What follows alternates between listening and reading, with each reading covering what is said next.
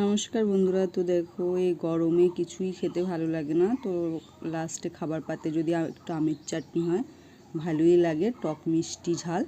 তো আজকে আমি আমের চাটনিটাই করেছি, একটা আম ছিল সেই আমটা দিয়ে চাটনিটা করেছি। তো তোমরা দেখে বলো কেমন হয়েছে।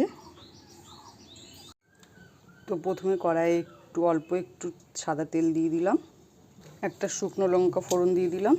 দেখো, আমগুলো কেটে আমি জলে ভিজিয়ে রেখেছিলাম, তাহলে আমের কষগুলো ভালো করে বেরিয়ে যায় জলে ভিজিয়ে রাখলে। এবার আমগুলো দিয়ে দেবো তেলে, কেটে রাখা আমগুলো দিয়ে দিলাম। এবার এর মধ্যে দিয়ে দেবো পরিমাণ মতো নুন, হলুদ। গরমের চাটনিটা কম বেশি সবাই পছন্দ করো, আর আমের চাটনি হলে তো কোনো কথাই হবে না। আর আমি খুব সিম্পলভাবে এভাবে বাড়িতে খাওয়ার জন্য বানাই।